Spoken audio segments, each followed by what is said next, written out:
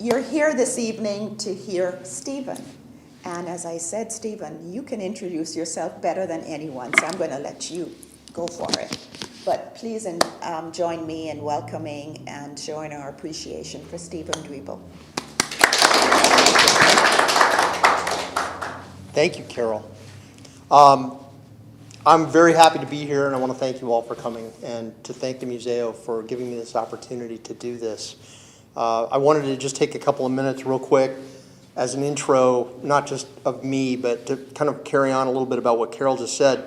I wanted to just say something about this building because, as she said, this is a historic building. Andrew Carnegie made great wealth off the steel industry, and he was a Scottish immigrant to the United States. He started poor, and he felt that it was very important for people to have access to books. And so he made it his mission to build libraries across this country. And he actually was responsible for over 2,900 of these libraries in cities across the US. So it's kind of amazing to me to hear that there's only 3 left on the West Coast.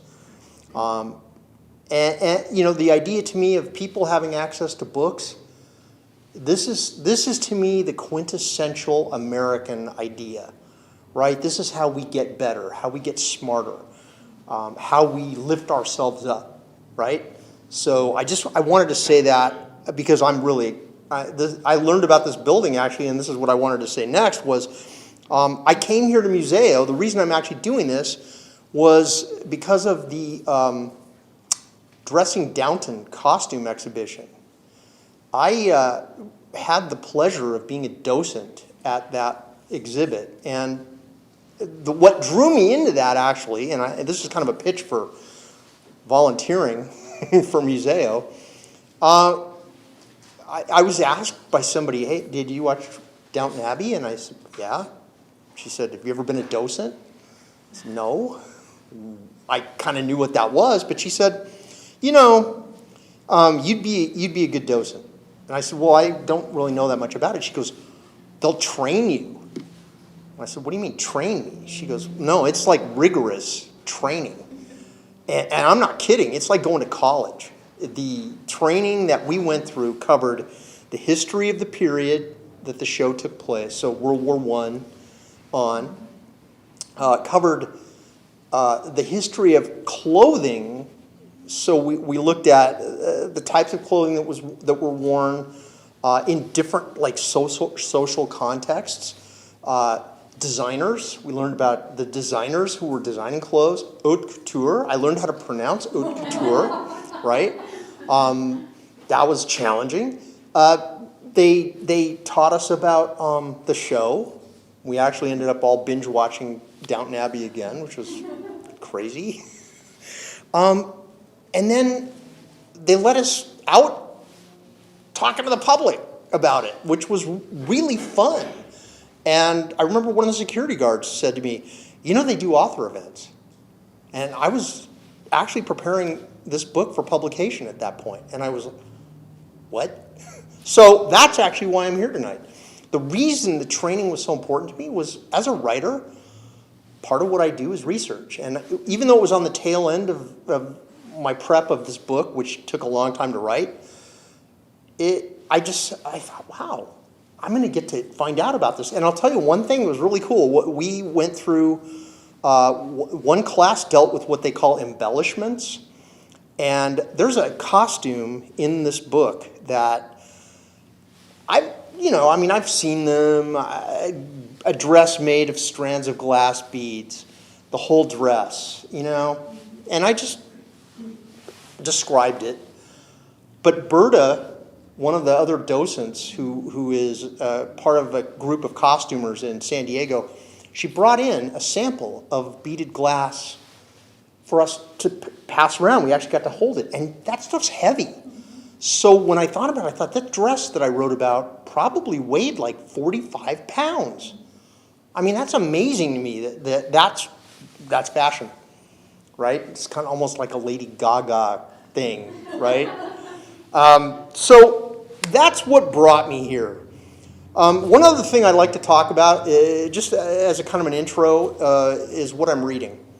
Because what I'm reading is partly, well, some people make lists of things to do, like what they want to do with the year. I make a reading list every year. And so one of the things that I did was I decided I want to read great works of literature, but I need to mix it up with modern work too, because I'm a contemporary writer, and I don't want to just, I mean, you know, so reading Shakespeare is great, but I need to temper that with something else, right? So what I'm reading right now, at the risk of sounding horribly pretentious, is Marcel Proust's Sodom and Gomorrah, which is the 4th book in his series, Remembrance of Things Past. Or what is it called? Memory of Lost Time? Remember? Yeah, I think the translations have altered the title over the years as they've revisited it.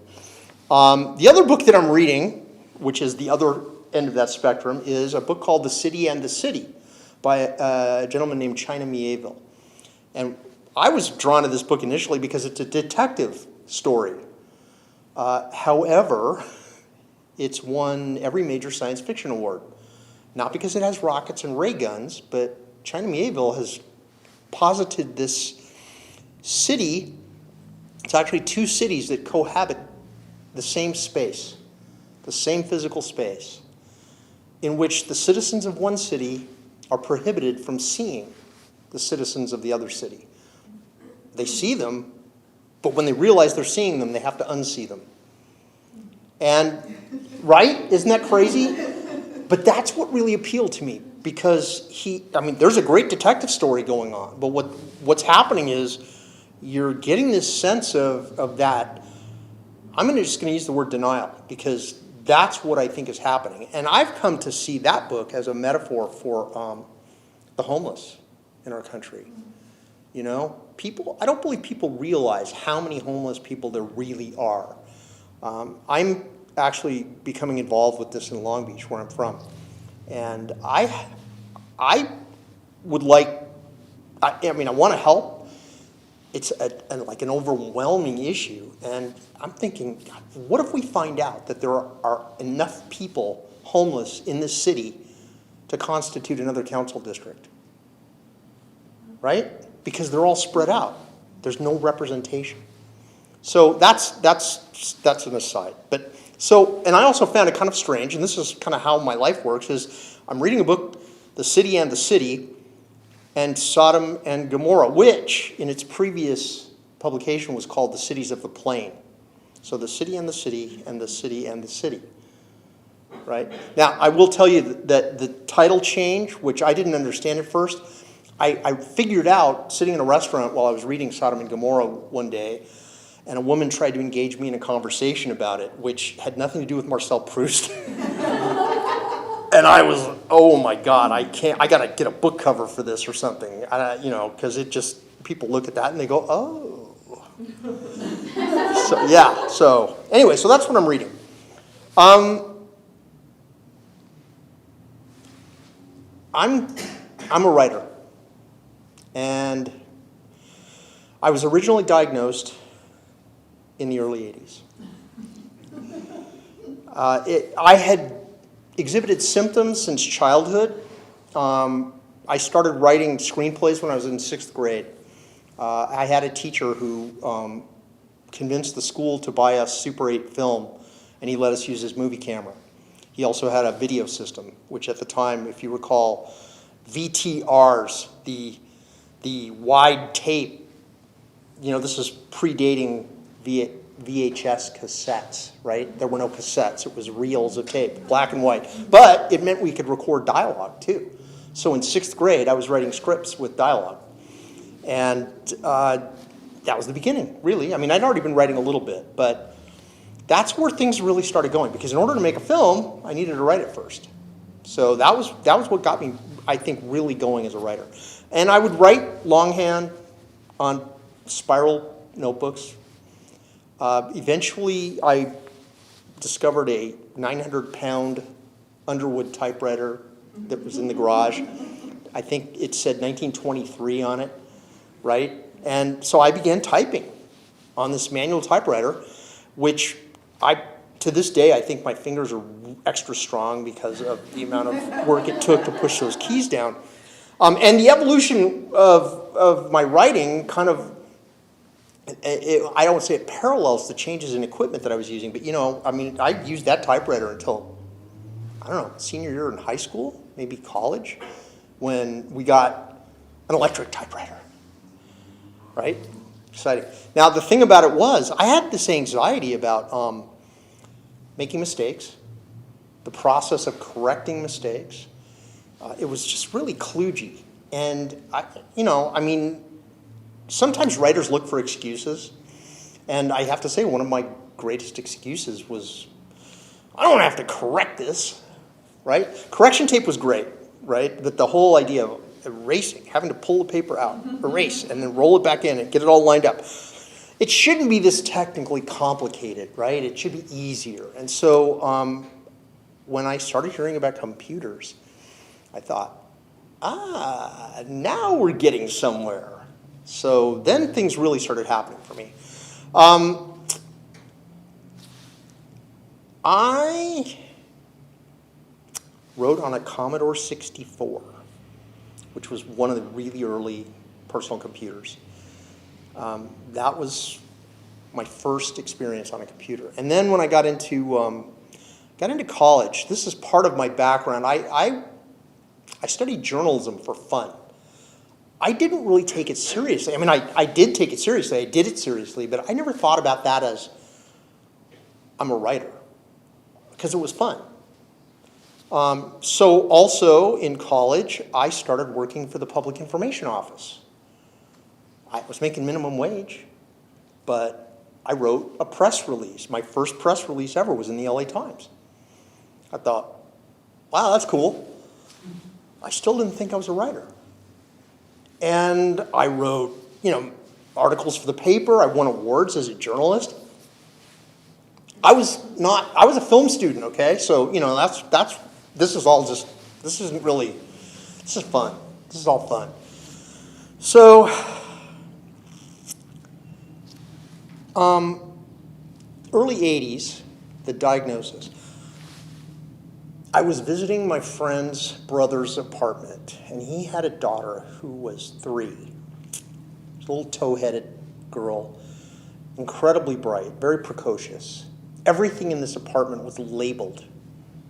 The refrigerator had a sign on it that said refrigerator, and the oven said oven, and the cupboard said cupboard. And it was stuff that they were doing to encourage her to read. And I went there with Mike one day, and we were waiting for his brother. I don't know what was going on, but we were sitting in the living room, and there was another little girl who was 2, maybe a little younger, and she was rolling around in her little car, pushing herself with her little chubby legs, and she was kind of giving me the eye. And while Mike and I were talking, I kind of was aware that she was like scooting herself across the living room in her little car towards the table where Holly, the 3-year-old, was busy working on something. And Holly was always busy working on something. And all of a sudden I hear stage whisper, the child's stage whisper, "Holly, who is that?" And Holly looks up, she looks at me, and she says, "Oh, that's Steve Deeble. He's a writer."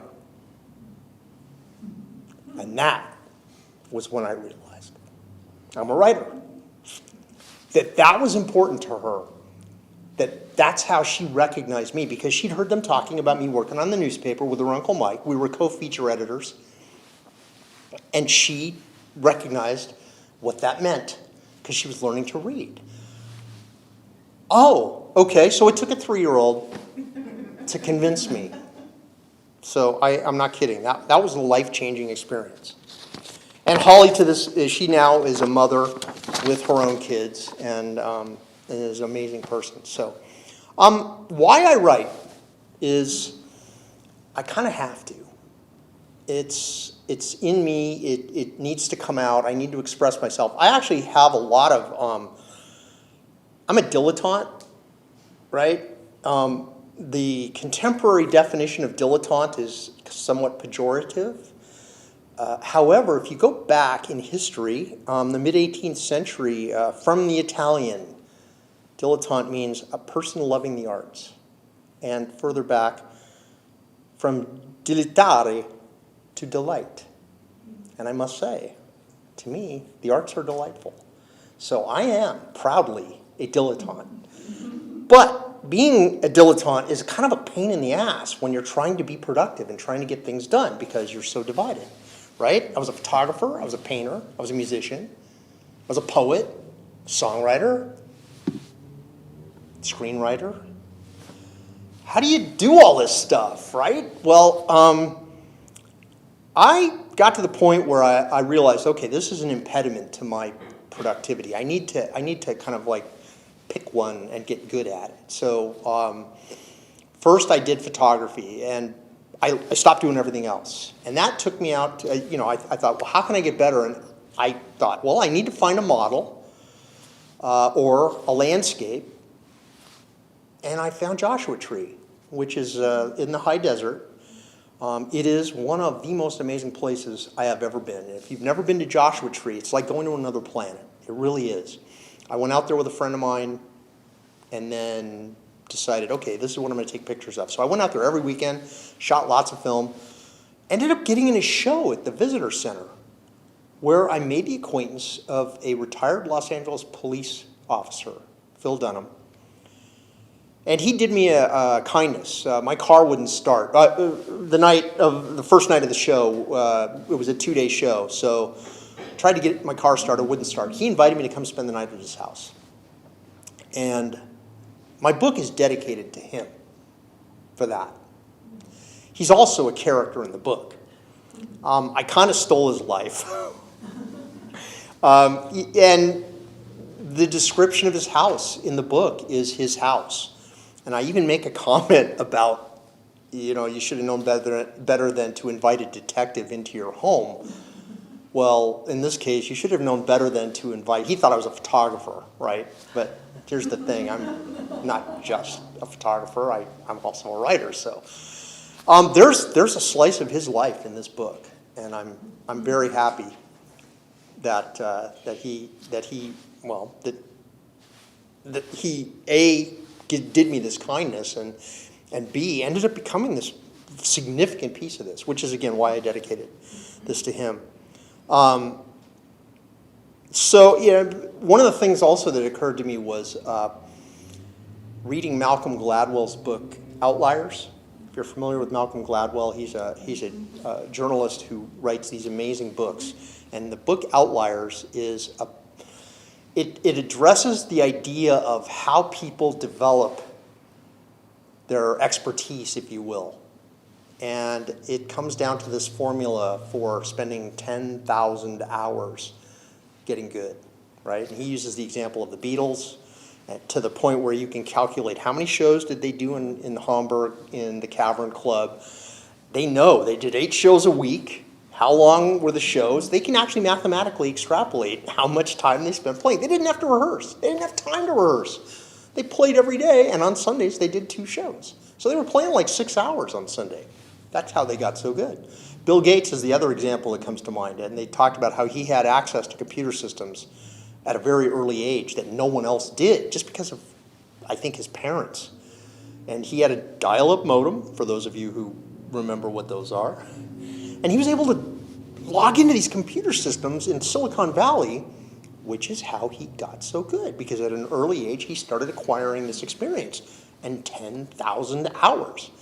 Well, my brother is kind of an example to me in another respect. I was looking at, well, okay, so what am I good at? My brother's a musician. He is an amazing musician. He has this ability to pick up an instrument and learn how to play it. He plays like 13 different instruments, and they run the gamut from the bass guitar to the trombone to the piano, recorder. I mean, just he understands how music works. He understands the language of music, and he can translate it from one instrument to another. And that doesn't necessarily have to do with 10,000 hours, but, the guy practiced a lot. So I looked at what do I do, And what do I know? And I thought, what have I put 10,000 hours into? I can't say that I've actually made 10,000 hours yet, but I think I'm getting close. And that's writing. So why I write is partly the feeling I get when I'm doing it. A friend of mine, I was in a writing group called the Writer's Block in Long Beach. And the two people that were kind of the center of the group, Stephen Perry was a teacher at Long Beach City College. He taught poetry. And he was an amazing poet. We lost him last year. His wife, Susan, is also a writer. She writes for Psychology Today. She also has published a couple of books. And one of those books is called Writing in Flow, in which she interviewed a bunch of well-known writers about their experience writing and what it feels like. And the idea of writing in flow is time suspends. You completely lose track of what's going on around you. You become absorbed in what you're doing. And it's transcendental. And that's why I write. Because when I get there, it's amazing. There's nothing like it for me. Painting, I dabble. I paint a little bit. I do all these other things. Writing is what I do, and I am a writer. So we got a couple of different things. I'm going to talk about this book, Persistence of Vision, and how I came to write that. If we have time, I'll talk about the book I'm working on right now. But I think we should talk about persistence of vision. So the title of this book actually changed 3 times while I was writing it. This is a historical detective thriller that takes place in Southern California in 1929. It takes place in Long Beach, which is where I'm from. I have historical connections to Long Beach, which inspired me to want to experience the things that my family, my relatives, experienced. Perhaps you've heard of the Pike, for example. In their time, the Pike was known as the Coney Island of the West. Right? That sounds great. Okay. In my time, the Pike was where any production company that needed a seedy, rundown location would go. So, we didn't go there, right? But they had this thing called the Walk of 1,000 Lights, which was this midway that had strands of electric light bulbs. And every night at sunset, they would turn the lights on. And people would stop in awe at strings of light bulbs. Which, I thought, that's kind of funny, but, it's also kind of charming. And it speaks to the fact that at that time, we were way more innocent about things like that, right? There's, again, a line in the book where one of the characters who's from New York says, I've been to Times Square, sorry. But then he realizes he hadn't been to Times Square with her. And he starts to realize, oh, yeah, you know what? This is charming. So Walk of 1,000 Lights was one of my inspirations. The other was, there's an old family photograph of my Uncle Joe, Deeble, who he performed close-up magic with coins and cards that you do right anywhere, right? So he and his friend Harry Buffum, who was the son of the Buffum's department stores, they were on Catalina performing in Avalon, and Stan Laurel was there. And Stan Laurel loved them. So he invited them to come out to his yacht. So there's a picture of my Uncle Joe, he's like 14, Harry Buffum, with Stan Laurel in the middle. And Stan Laurel is wearing a yachting cap, blazer, slacks. This is not the Stan Laurel that you see in the movies, right? And I saw that and I went, wow. And as I started thinking about this book, he had to be in it. And that was kind of one of the points that I started from. Spinning a story that came from Stan Laurel in a yachting outfit. So he shows up in this book in that outfit. So it also brought in the idea of the fact that I love the golden age of Hollywood. I love movies. I was a film student, as I said. But in particular, the golden age of Hollywood. A couple of weeks ago, I did an event at the El Dorado Park Library in Long Beach, that was my library where I grew up. When it opened, the summer it opened, I just started making films, and they showed silent horror movies on Wednesdays. And I would go there. I was the only one there. And I actually did my author presentation in that room, which I have to tell you, I got goosebumps when I went in there. I hadn't been in there since, I'm not even going to tell you how long ago it was. Lon Chaney, Phantom of the Opera, Hunchback of Notre Dame, John Barrymore, Dr. Jekyll and Mr. Hyde. We saw The Cabinet of Dr. Caligari, if you've ever seen that movie. I was in 7th grade. That really messed me up. But I'm watching these films. I ended up seeing them again in college, studying The Cabinet of Dr. Caligari. That is a masterpiece. So Chaney and Barrymore are in the book. Charlie Chaplin, loved him, saw a bunch of his films. We actually studied him in college. He's in the book. And I didn't just use them because they were famous. Chaney was the son of deaf mutes. And he was born able to hear and speak.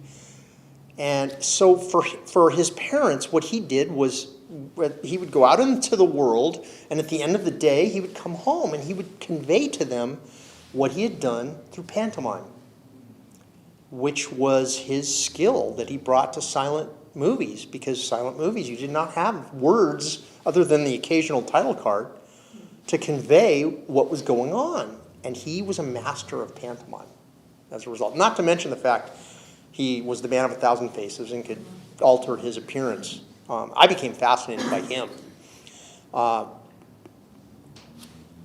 So Chaney, Barrymore, Dr. Jekyll and Mr. Hyde, of course, he did a lot of other films. I mean, Grand Hotel, the list is long.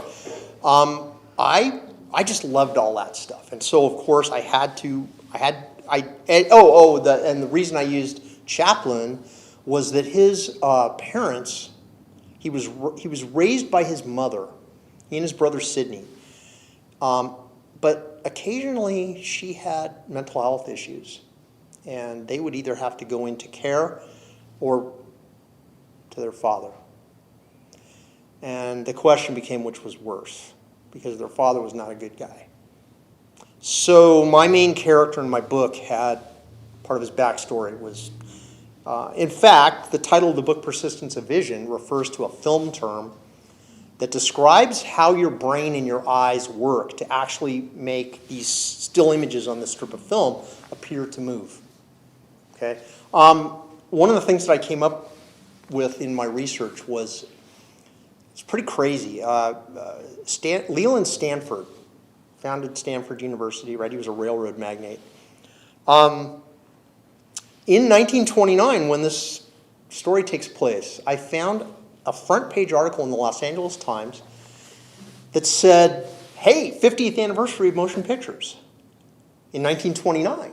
Well, motion pictures were sort of invented around the end of the 19th century, moving into the 20th century. How is Leland Stanford claiming, and this is it, he claimed credit for inventing the motion pictures because of a bet that he had against someone else, and the bet was, while a horse is running, at some point all 4 hooves leave the ground. That was their bet. And so to prove it, he hired a photographer, and they set up a line of cameras with tripwires, and they shot a sequence of photographs of this horse running. And you've seen them. I'm pretty sure you've seen them. This is like an icon, right? And that was how they settled their bet. That sequence of photographs was how Leland Stanford tried to claim credit for inventing the motion pictures, right? So but that also became an aspect of the book. There are a number of references to very wealthy men who are trying to, that they're not satisfied having lots of money, right? They're like Wrigley building the ballroom, Chrysler building the Chrysler building, and the competition that went on between the Chrysler building and the Empire State Building. I don't know if you were aware of what happened when they were building those, but Yeah, they broke it. There was like a secret, and all of a sudden the one team's looking across and they realize, wait, they're adding a needle to the top. That just made it taller. So, you know, and this is part of what I did. I actually went to the library and I spent, well, I took a year to research the book. And I didn't really know what I was writing. I just basically started acquiring information. My friend Joan, I was over at her place for dinner a while ago, and she was making something she called back burner soup. Back burner soup, right? You make a pot, you put it on the back burner, and you just let it cook down. And flavors all get stronger, right? And I look at the way I wrote this book as making back burner soup. A year of research that meant going through the main library in Long Beach, the microfilm, microfiche from the Los Angeles Times. I looked at every issue of the newspaper that came out in 1929. Not just reading the articles. I will tell you this, one of the most amazing things that you can look at in old newspapers to learn about what life was like are the ads. And I found an advertisement in one of those magazine or newspapers. And when I read it, I went, what? That was a thing? Oh my God. Because today, it's not a thing. It's totally common. We don't even think about it. But I realized, oh no, that's going in the book.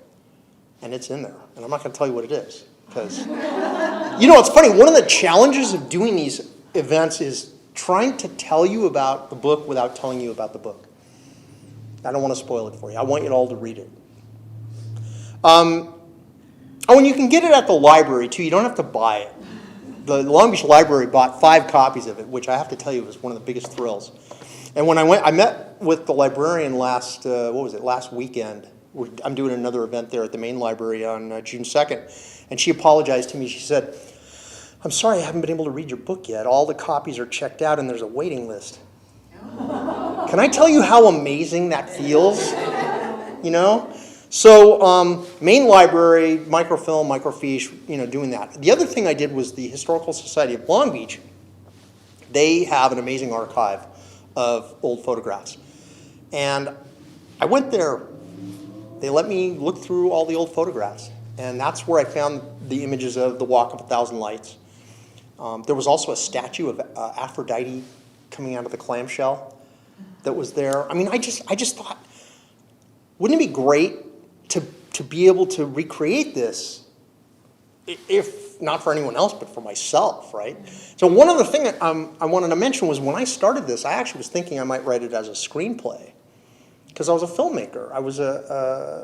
That was what I did, and that was really where my experience was. I'd written journalistic articles, feature stories, short stories, poetry. I'd never written a novel, but I'd written screenplays.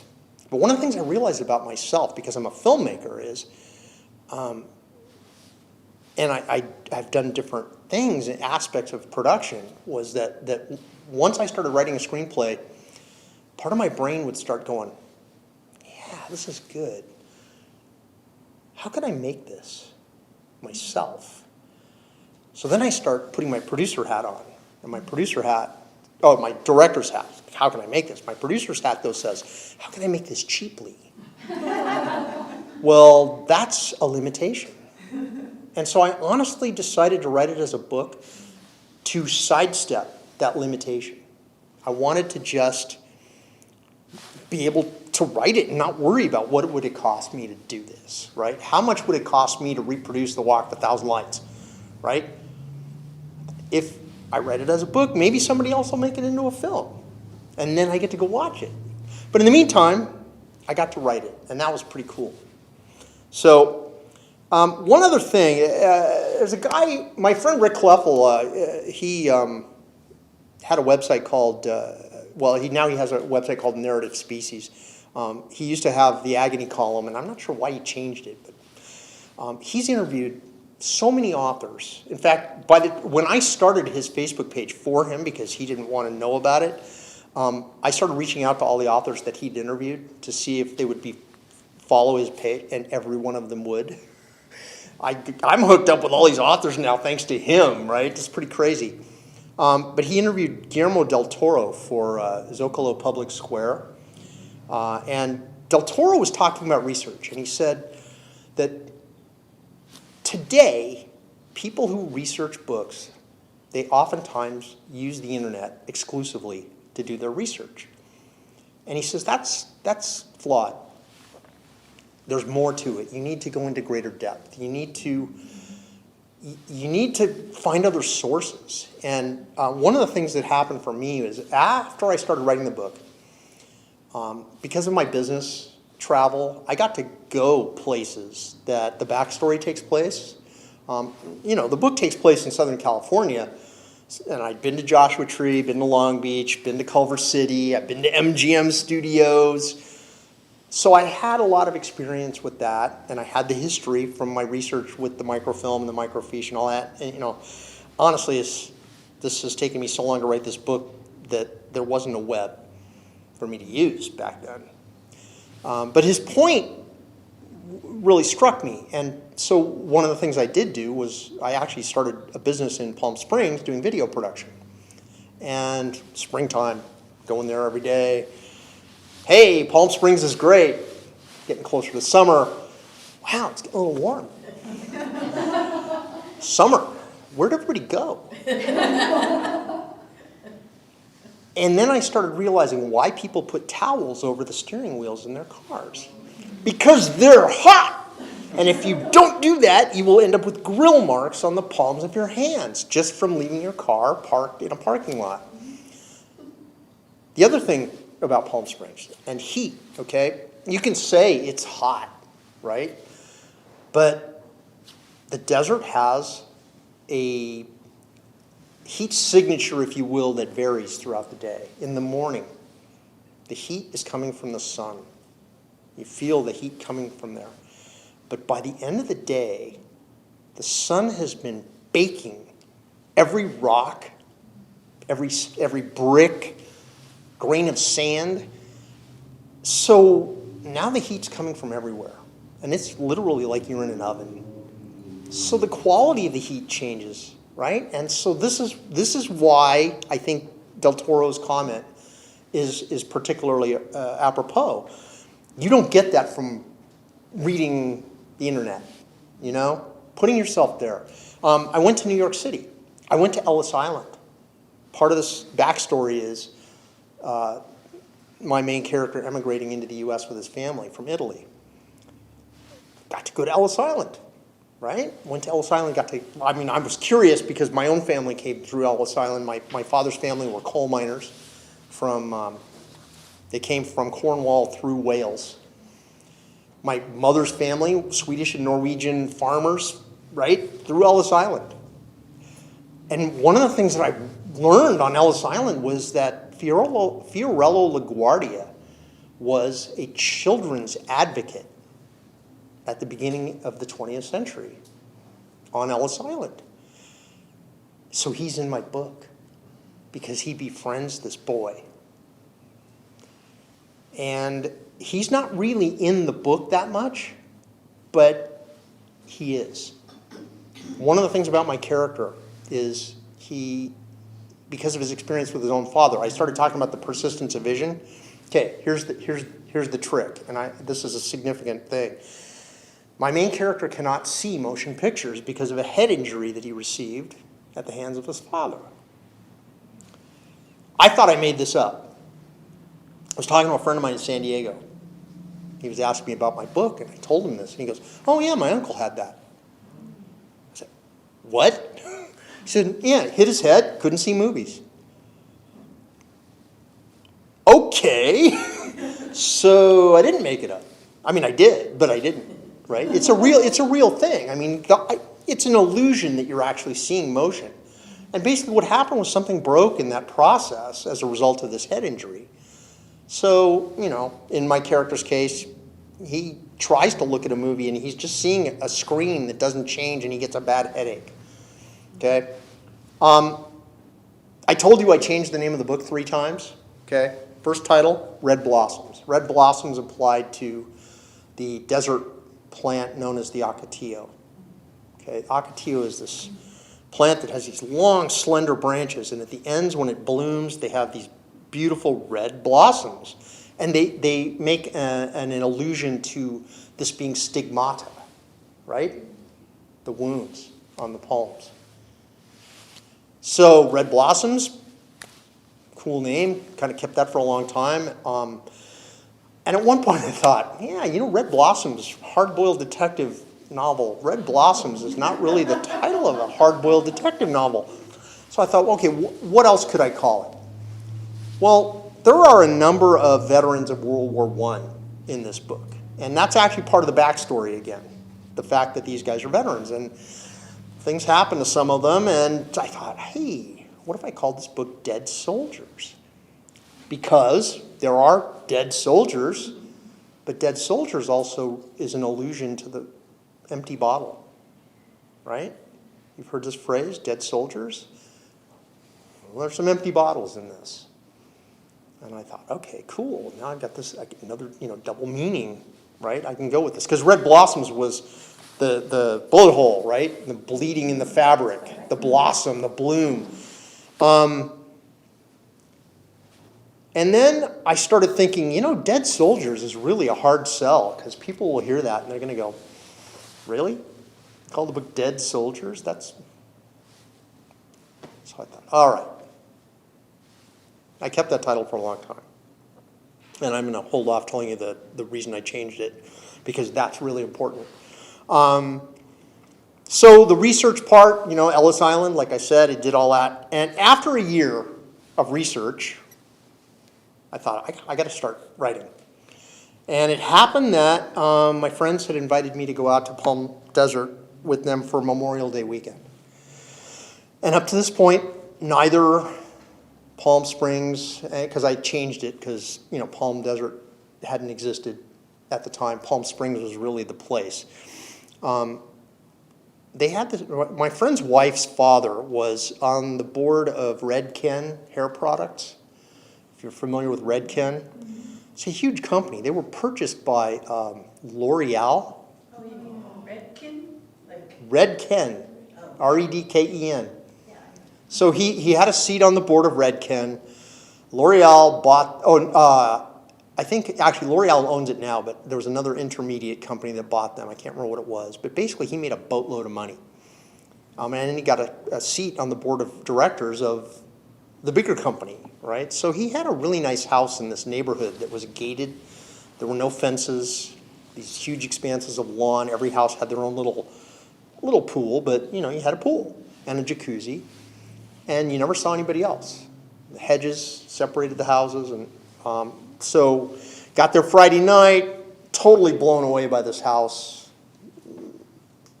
Saturday morning, I went out by the pool with my laptop, fired it up. I'm going to start writing this book. And I did. I sat down and I started writing. And by the end of the morning, I had written my first chapter. And my main character was dead. And I said, what the hell have you done?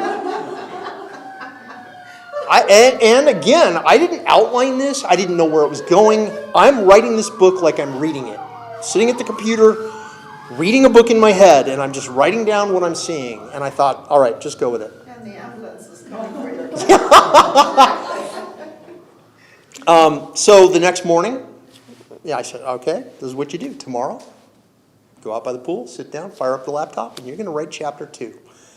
And you're taking this ride wherever it goes. And fired it up.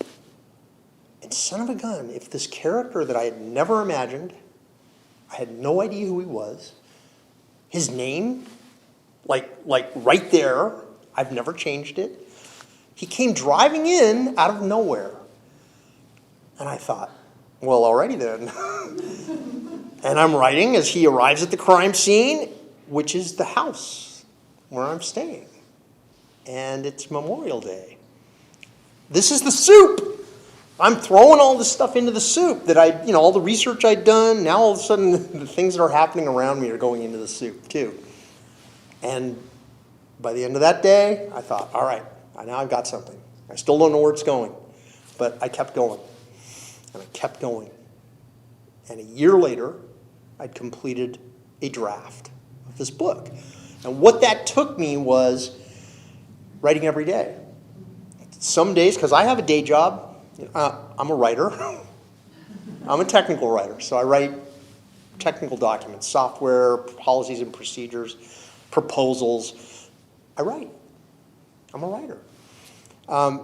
So a year later, there were days when I was waiting for my ride and I only had 5 minutes and I would write one sentence. But you know what? Those sentences added up and eventually I got to the end and I went, all right, so I've got a draft. And then I did what I'd been doing all along, which was partly because of my journalism training, I did 3 drafts. Because as a journalist, that's kind of what you do, right? Because you're working on deadline. You don't have time to keep rewriting and rewriting and rewriting. You do 3 drafts. You do one, proof it, do another, then you show it to your editor, and your editor goes, all right. There you go. And then you do another draft. So that's the 3, right? So that was kind of how I operated. I did 3 drafts. And I had always been willing to accept that. That was the level of quality that I was working at. So I actually, in the course of working on this book, I put it away. After 3 drafts, I put it away. And I worked on some screenplays. And those screenplays I started working on, one of them, I did 15 drafts. Because I started realizing, well, this is how you get better. It's the polish. Well, I decided, you know what? I want to work on this book some more. So a couple of years had gone by. I had to find a floppy drive because they didn't make computers with floppy drives anymore, and my documents were all on floppy disks. So I managed to do that and get that in the computer, and I did 3 more drafts. I was very proud of myself. So now this 6 drafts, and I thought, all right, I'm ready to show this to some people. I had read somewhere some advice on how to pick your audience for this. You want to pick people who know you, who you trust, who, obviously you don't want people to lie to you. Oh yeah, this is great. This is crap. So I picked a handful of people and I let them read it. And, honestly, when I thought about it later, I thought, oh my God, I let people read that? But one of those people, and again, this is my life, was my 9th grade English teacher, who I'm still friends with to this day. And she said to me, first of all, I got nice positive feedback from the people who read it, and the book's very different now than what it was. But she said to me something that really I took to heart, and that was that, okay, so imagine that writing a novel is not like writing a long short story. There's a lot more to it. And what she was pointing out to me was, if the more things that you can find that connect the parts of the book as threads, the stronger it's going to be. And I'd never written a novel before, so I literally am learning how to write a novel by writing a novel. That was great advice, because I went back and I started reading it again and I realized, oh, you're already starting to do this. You've got a couple of these. You just have to actually just really make sure that that thread's clear and connected. And it made it better. And then I put the book away again. And I worked some more on screenplays. And eventually I came back to it. And I did that, a couple of times. So I did all these drafts. And then I tried different things, okay? At one point I thought, this guy's backstory. Kid growing up in New York. This big part of his life and who he is was his relationship or lack thereof with his father. What happened? And so one draft, I wrote 4 chapters that were backstory of him as a kid. And I actually interposed them with the contemporary story in 1929. And when I was done, I read it, and I thought, I love all that backstory stuff. That's all really good, but I don't like the way it interrupts the flow of the main story. So I took them out. That's another draft. Put them in, take them out. And the funny thing is that there were ghosts from those, the parts of those stayed in the main story. And that actually really worked, because the fact that I took the time to write these in that level of detail really helped me understand who this guy was. So one of the other drafts I did, that first group of readers, this 6th draft, despite all the research that I'd done on the history of Long Beach, I have a friend, Chris, who is also an aficionado of the history of Long Beach, and he read it, and he said to me, "You realize you have a historical inaccuracy here?" I said, "What?" There was a movie studio in Long Beach called Balboa Studios, and I wrote that into this story. And he pointed out to me, they closed in 1916. I'm like, oh, shoot. Wow, I screwed up. And so I had to ask myself, there's 2 ways that I can do this. I can, writer's license. So he, having heard this, I thought, all right, so the other option is I need to rewrite this. I need to figure out a way, because it didn't break what I was doing, but it actually geographically made me figure out, okay, if it's not in Long Beach, where's it going to be? Well, I think it made it stronger. The overall book is stronger because it actually took more of it out of Long Beach. I love Long Beach, but I think this really helped. So that was that's a draft. I actually had to geographically reconfigure this book based on that comment. And that was a little painful, but it was a good lesson. I need to be much better about the research stuff, I thought I knew, and I didn't know. So that was the 6th draft. So anyway, so I'm getting down to the wire now, and I'm thinking, all right, this book is getting close to being ready to publish. I think it was another 5 years. Seriously. Okay, let me be honest with you. It took me 25 years to write this book. All right? So I'm guessing one of the people, at least in this room, is not, it maybe wasn't even born at that point, but 25 years. My friends had kids, sent them to college in that. This is my kid, okay? Funny thing is that we're all in the same boat now because we all have them back at home with us. Right? So I thought, all right, well, I want to learn a bit about literary agents, right? How do you get a literary agent? What do they do, and so on. I have a couple of friends who wrote a book called The Shroud, which is about the Shroud of Turin. It's actually a really cool kind of Michael Crichton novel. The Vatican actually, after the Human Genome Project is completed, the Vatican asks the National Institute for Health to reevaluate the Shroud of Turin based on the DNA, right? So cool book, I recommend it.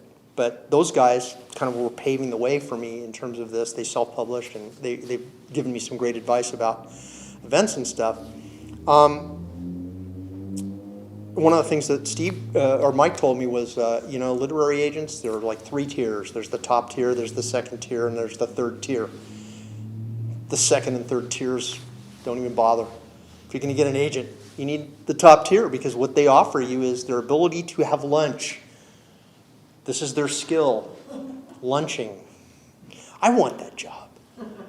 I want to make money having lunch with people, right? Because that's basically what they do. And the fact that they can talk to people who could publish your book makes them valuable. So there's a book for writers called The Writer's Market. And I had, as I went through my bookcases, 3 copies from different years that I had bought, never cracked, right? Yeah, and what it is there are chapters about writing, there's chapters about editing, there's good information, and then there's a chapter about literary agents. And then there's a directory of literary agents. So this is on a Monday. I read the chapter on literary agents, and then I get to the directory and I think, okay, this needs to be done on the internet. I need to search online to find these people. So I said, all right, I will do that later this week, because the next 2 days I had agreed to help a producing partner. I was working as a video producer. They had a project that they were working on that required 2 days traveling all around Southern California. So I put the writer's market away. The next morning I get up bright and early. They pick me up in a van and we go driving around LA interviewing literary agents. I kid you not. I did not know this. I basically was holding the mic boom and I had the cans on, and I am listening to literary agents tell me what they want, telling me how to approach them. Oh my God, I mean, I was smiling like that for 2 days. It was incredible. Now, one of the things that I heard from them was, this self-publishing thing, no, don't do that. And I thought, well, that's because you're getting cut out. This is not helping you. People don't need a literary agent to self-publish, right? The other thing they talked about was how publishers, with slashing budgets, were requiring their authors to do more and more promotion. And your ability to promote your work is really kind of something they look at in terms of whether or not you're a viable author. It might be you're a great writer, but if you do this and you can't get up in front of people and talk like this. So they call this platform, right? So that was the valuable takeaway from this was, okay, I don't need to wait to publish my book or have someone else publish it. I can do that. That can be the next one. I need to build my platform. So I'm going to use this book to build my platform. So I made a website, a Facebook page. I have Google alerts that are programmed to tell me, oh, there's an article about Charlie Chaplin, and I can share that. There's an article about Joshua Tree, right? And so every day, that's the first thing I do, is I just check my Google alerts and see, all right, what's going on? Oh, I've got a couple of things I can post. And this sort of keeps going out to your social media and getting attention, and that's the idea. You want to keep it going. So I was thrilled. I mean, and then, like I said, I still have 5 years left to go to finish the book. Well, I'd worked on it. I did other drafts where I tried other things. I really was experimenting. So then I get to this point where I read somewhere that what was really hot was detective novels, first person. I tried doing a draft changing from third person to first person. I thought, oh, this ought to be easy, right? Search and replay. Nuh-uh. Lesson, it's everything. The telling of the story, the point of view is everything. And so I actually abandoned that after attempting to do that in just one chapter. It was just ridiculous. And the other thing was, I had wrestled with the idea of this title, which at that point was Dead Soldiers. I had this crazy idea, as I said, about, not being able to see movies and how, okay, so the reason this is significant is he's investigating a crime in which he finds a reel of movie film. He can't see it. The detective can't see the evidence, which I thought was kind of off the wall. But then I realized, that's actually kind of how forensic evidence is. Fibers, blood. You can't see it. You need to have somebody see it for you and tell you about it. Well, that's what this detective has to do. And in fact, the person who watches the movie and tells him what's on the film is Charlie Chaplin. Because he's holed up in a hotel called Casa de Cody in Palm Springs with John Barrymore, and they're watching home movie, or he's watching home movies of his mother. And Moretti, the main character, knows he's got a projector. So he goes out there. And so Chaplin watches this movie and tells him, this is what's happening. I'm kind of proud of that. So, so the idea of the title Dead Soldiers, I took this whole notion of persistence of vision, and one draft, I was just thinking, all right, you know what? I'm going to make this a generic or a genre novel.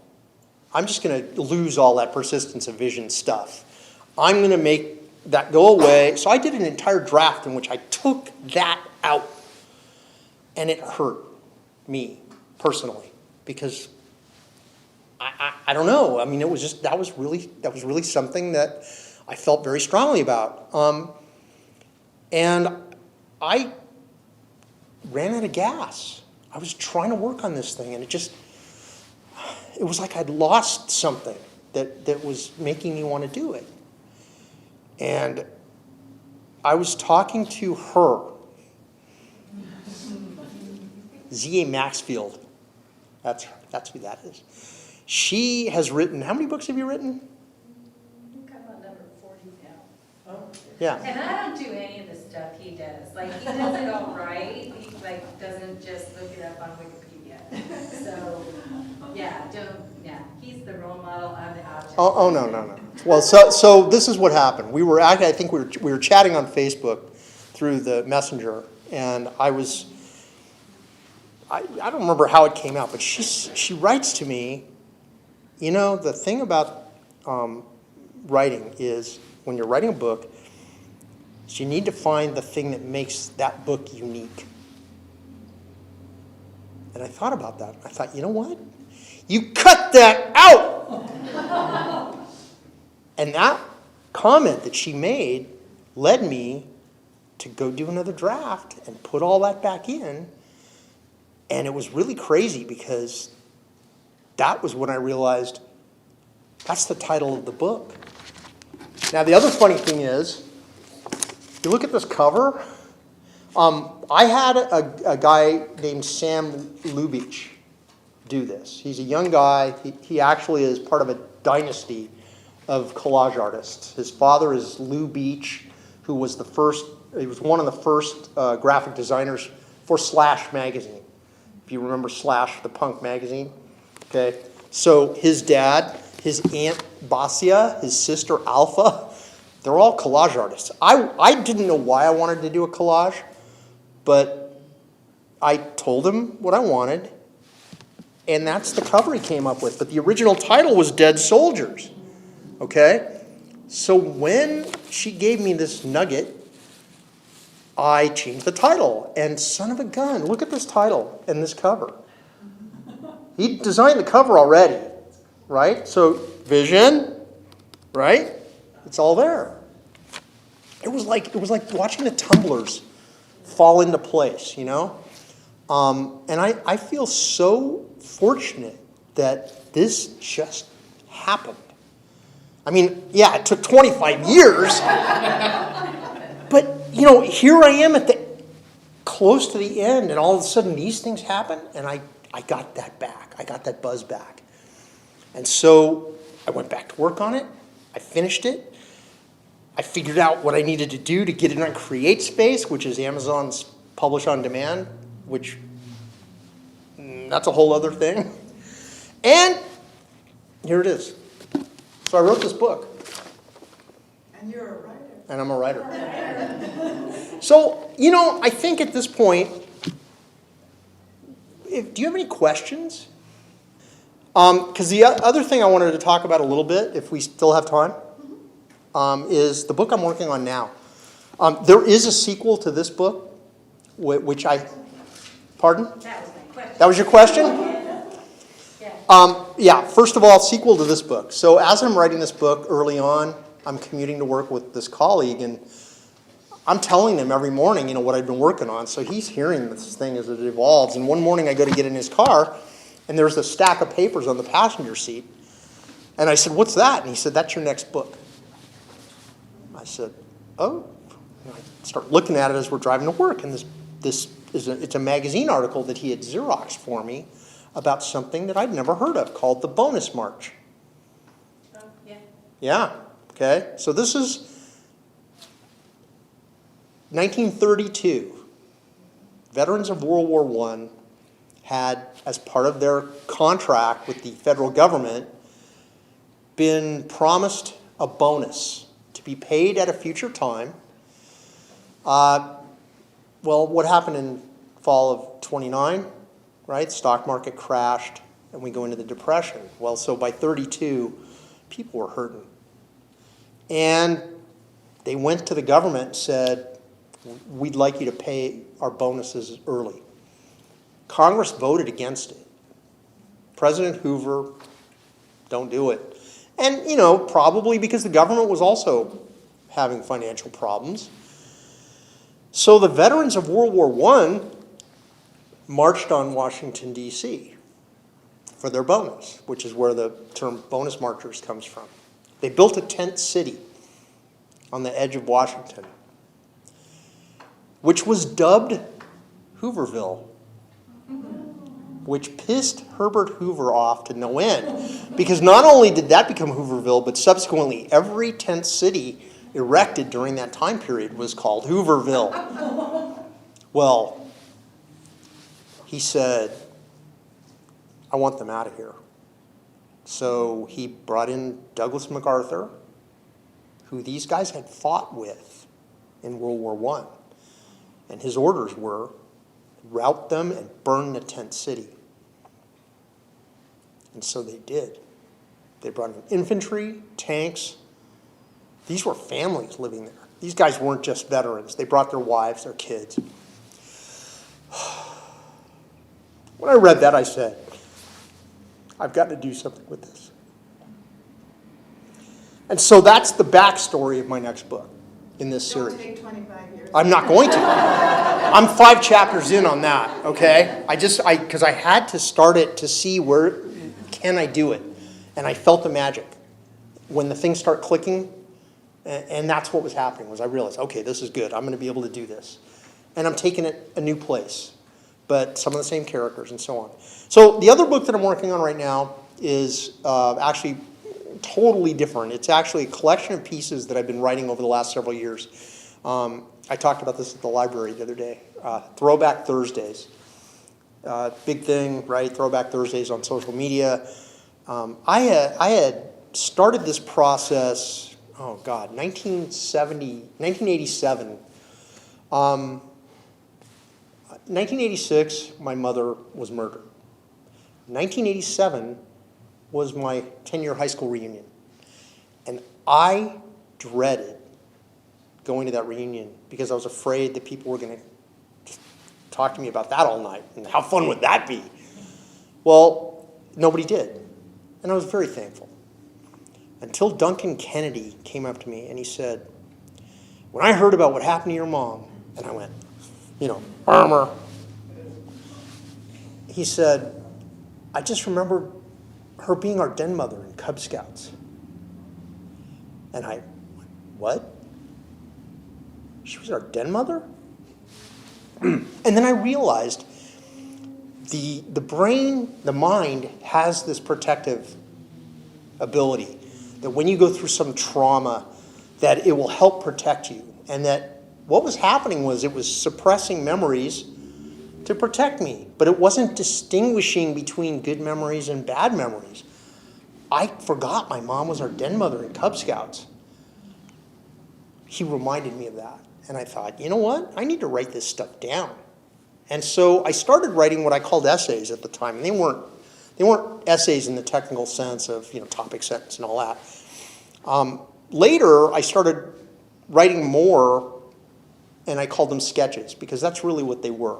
I just wrote down things that happened, and initially it was from my memory. It was I need to capture this stuff, and the more I wrote them, the more I wrote. I mean, I'd remember one, and all of a sudden it would trigger another one and another one. And I just kept going. So I amassed a bunch of those, and those I put away. And I don't know what I'm going to do with those. I may not ever do anything with those. But later, I had written a piece after 9/11 about an encounter I had with a New York. He was a traffic police officer. And this is 2 weeks after 9/11. And it was a remarkable encounter, really was. and I called it Union. And I found out about a thing on NPR called Dime Stories, which is a radio program where they do storytelling, but the stories have to be 3 minutes or shorter. And they would record people doing these in groups all over the country, and then they would cull from those the ones that would be broadcast. And mine was never broadcast, but I was very proud of the story, and I actually wrote a version of it that would be 3 minutes. So it was pretty short. Well, I got the idea to do Throwback Thursdays, and so I put this up on Facebook, and I got a response from people. People were, wow, that's pretty good. What else you got? So I thought, you know, I've got a bunch of stories. What's going to grab people the most? And so I went with one that had a name, a famous name. So I wrote this story that actually took place not far from here at Cal State Fullerton. When I went, I think I was 17, they had a class. It was a seminar for the weekend in which Steven Spielberg came and talked about his body of work, which at that time was Duel, Sugarland Express, and Jaws, right? There were 20 people there. I basically was walking with him across the parking lot, asking him, so what are you working on now? And he told me, I'm working on a film called Close Encounters of the Third Kind, but that's all I can tell you. Well, the story is about what happened after that, which was I found out what that meant in advance of the film coming out. And my parents asked me, you know, they said, we want to buy you some stock so you get some experience with the stock market. And I told them, buy as many shares of Columbia Pictures as you can. And they were like, well, no, we know you like the movies, but we want you to buy some, you know, something. That I said, buy me as many shares of Columbia Pictures as you can. And they said, why? And I said, because Steven Spielberg is making a movie about contact with aliens. Star Wars had just come out and tripled 20th Century Fox's stock. And so that's the story, is how that led to me buying the stock and watching the stock, and how something else happened, which, again, I'm not going to spoil it for you, but I started writing these pieces, and I used the 2,000 character limit of Facebook posts to do it, right? Shakespeare said brevity is the soul of wit. Okay, I don't know what that means, but sounds good. When you write a piece in 2,000 characters, every character counts. And it really makes you look at how you're expressing yourself. So first of all, everything's in present tense, because present tense requires the fewest characters. It also brings the reader in to the story, because they're with you while it's happening, right?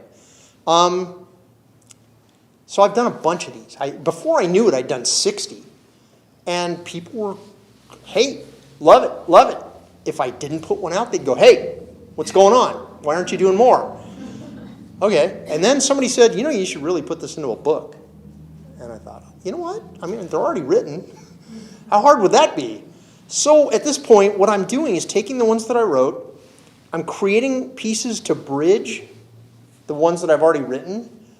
And in other cases, I'm writing new ones that kind of tie together the pieces. They're organized around different themes, right? So I have, you know, I wrote a lot of pieces about my dad. I wrote a lot of pieces about just different aspects of my life. Some of them are funny, you know. Some of them are not funny.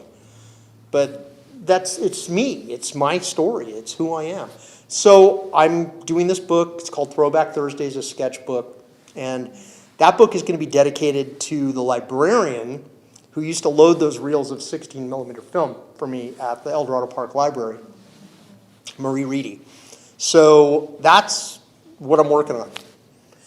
And, you know, I got a lot going on. So I think at this point, I want to thank you all for coming. I thank the Museo for having me, and for Carol for organizing this. I know this is a Thursday night, and this is not, you know, easy for people to get out and do stuff, so I'm really grateful that you all came. Thank you.